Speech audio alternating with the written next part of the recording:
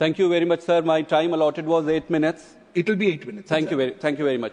8 sir, minutes, but I think you have got 3 minutes. That's what I was requesting you. It was 8 minutes before, and now it's been reduced to 3 minutes. Anyways, I'll start. You please start. So, Honorable Chair, sir, सरकार के उत्तर को इस विषय में सुनने के बाद बहुत हताशा और निराशा हुई।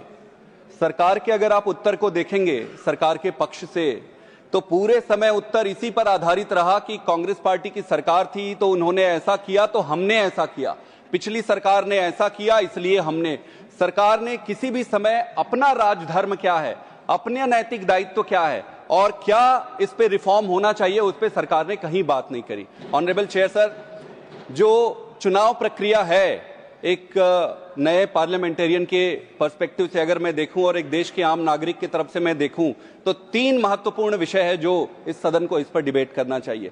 सबसे महत्वपूर्ण विषय तो पैसे का है कि चुनाव में आजकल इतना ज्यादा पैसा लगता है कि एक आम आदमी, आम नागरिक चुनाव लड़ने की सोच ही नहीं सकता। क्या यह संभव है आज के समय में कि किसी एक साधारण व्यक्ति को, किसान के बेटे को, एक साधारण वर्किंग क्लास के किसी बच्चे को चुनाव वो लड़ सके? वो लड़ ही नहीं सकता। तो लेवल प्लेइंग फील्ड की यहां पर कमी है। चुनाव सुधार तब तक नहीं हो सकता, प्रजातंत्र तब तक उत्साहित यहां नहीं होगी जब तक हर एक व्यक्ति को समान अधिकार और क्षमता ना मिले। उसी प्रकार से अगर पॉलिटिकल पार्टीज को आप देखेंगे तो पॉलिटिकल पार्टीज में भी इलेक्टोरल बॉन्ड के तहत जिस तरीके से पैसों का डोनेशन आए चारों तरफ से, और इतनी अथाह संपत्ति आई है पॉलिटिकल पार्टीज के पास कि अगर एक कोई छोटा पॉलिटिकल पार्टी इस देश में व्यवस्थागत परिवर्तन लाने के लिए राजनीति में उतरता है तो उसके सर्वाइवल के चांसेस बिल्कुल कम हो जाते हैं। तो पहला जो रिफॉर्म अगर करना है तो चुनाव में जो लगने वाले पैसे हैं उसको रिफॉर्म की कैटेगरी में लाना पड़ेगा। दूसरा महत्वपूर्ण जो है वो चुनाव की प्रक्रिया क्या है। ऑनरेबल चेयरमैन सर, इसमें कई सारे हो सकते हैं। एक तो मशीन की बात हो सकती है, एक हो सकती है वोटर लिस्ट की। वोटर लिस्ट इतना महत्वपूर्ण है कि अगर वोटर लिस्ट में 1% भी गड़बड़ी हो जाए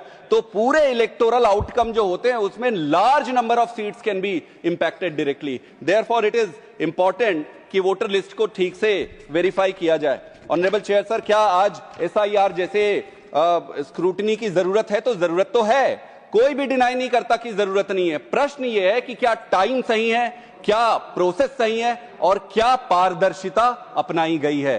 पारदर्शिता, टाइम और प्रोसेस, ये तीनों चीजें अगर इलेक्शन कमीशन सीधे तरीके से करती है तो इस पर किसी को संदेह नहीं होगा। मैं आपको उदाहरण देता हूं, बिहार में जो SIR हुआ ऑनरेबल चेयर सर, और कई सदस्यों ने बोला, मैं एक चीज स्पष्ट करना चाहता हूं कि बाकी के SIR से ये SIR कैसे डिफरेंट है। बाकी के जितने भी SIR हुए हैं वो इलेक्टोरल लिस्ट जो अपग्रेडेशन हुए, जैसे कि ये इलेक्टोरल लिस्ट है, उसी इलेक्टोरल लिस्ट को बेस मानकर उसमें जो कमियां थी उसको अपग्रेड किया गया। इसमें do you have one more speaker of your party after you? No, nobody is there. So we'll allow you the next 2 minutes is all yours. Thank you very much. That's your party. तो electoral जो role है उनमें upgradation का काम हुआ, upgradation के काम अभी तक हुए।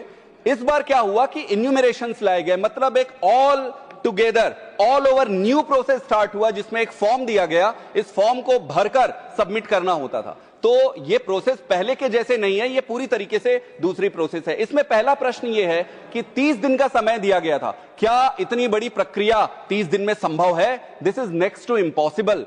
It is humanly impossible for any political party or any agency to complete this exercise, and therefore I will not go into detail on this one.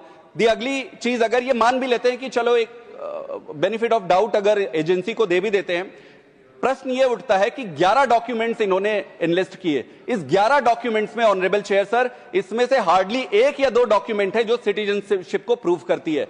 आपने आधार, सुप्रीम कोर्ट के इंटरवेंशन से आधार लिया, आधार भी सिटीजनशिप अप्रूव नहीं करती है, establish नहीं करती है। मैट्रिकुलेशन सर्टिफिकेट सिटीजनशिप एस्टैब्लिश नहीं करती है, प्रॉपर्टी डॉक्यूमेंट एस्टैब्लिश नहीं करती है, सिर्फ पासपोर्ट और बर्थ सर्टिफिकेट एस्टैब्लिश करती है। तो क्या आपने ये कंपलसरी बनाया? नहीं, आपने कंपलसरी नहीं बनाया पासपोर्ट और बर्थ सर्टिफिकेट को। तो क्या आपने प्री रिक्विजिट बनाई? वो भी नहीं किया। फिर आपके इंटेंशन में तो प्रश्न उठता है इससे कि आपके लक्ष्यों में से प्रमुख लक्ष्य यह था कि जो विदेशी मूल के नागरिक यहां आए हैं उनको निकाल के बाहर करना है, पर आपने जो डॉक्यूमेंट इनलिस्ट किए उसमें से कितने लोगों के पास पासपोर्ट है इस देश में? कितने लोगों के पास?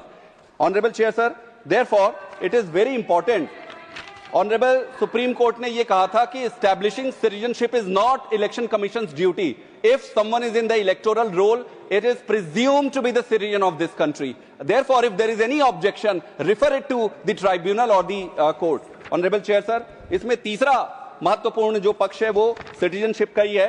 तो सिटीजनशिप भी आप स्टैब्लिश नहीं कर पा रहे हैं, आप प्रॉपर तरीके से इलेक्टोरल रोल को भी ठीक नहीं कर पा रहे हैं. इसमें जो अगला जो महत्वपूर्ण विषय है वो है निष्पक्षता का. अगर इलेक्शन कमीशन जो बॉडी है, अगर वो निष्पक्ष नहीं है और अगर जो इसके स्टेक होल्डर है अगर उनमें उस व्यवस्था पर विश्वास नहीं है, तो हम चाहे कितना भी प्रोग्रेस कर लें, ये कभी पारदर्शी हो ही नहीं सकता है.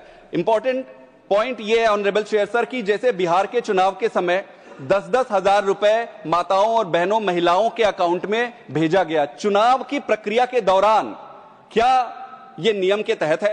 उसी की तरफ अगर आप देखेंगे तमिलनाडु में, तमिलनाडु को स्ट्रिक्ट इंस्ट्रक्शन दिए गए थे कि इस तरीके की किसी भी चीज आपको नहीं करनी है. तो फिर दो राज्यों में चुनाव में दो तरीके के आपके यार्ड स्टिक्स, ये कैसे प्रैक्टिकली पॉसिबल है? अगला just concluding, very important thing on this selection of the chief election commission. Sir, honourable home minister, मैं पूरी जिम्मेदारी और संजीदगी से कहना चाहता हूं, ऑनरेबल होम मिनिस्टर ने लोअर हाउस में यह कहा कि चूंकि हम मेजॉरिटी में जीत कर आए हैं, इसलिए यह हमारा अधिकार है कि चुनाव इलेक्शन कमीशन के चयन की समिति में हमारे ज्यादा रहेंगे. मेरा पूरी संजीदगी से यह सबमिशन है, देश ने हमें गवर्नेंस करने के लिए चुनकर भेजा है, इलेक्शन कमीशन के चयन के हिसाब से चुनाव नहीं हुआ है. इसलिए आपका यह नैतिक दायित्व है कि आप उसको इंडिपेंडेंट रखें. अगर ये संस्थाएं इंडिपेंडेंट नहीं रहेगी ऑनरेबल चेयर सर, आपके विकसित भारत होने की जो संभावना है वो पूरी तरीके से नकार दी जाएगी. बहुत बहुत धन्यवाद. Thank you.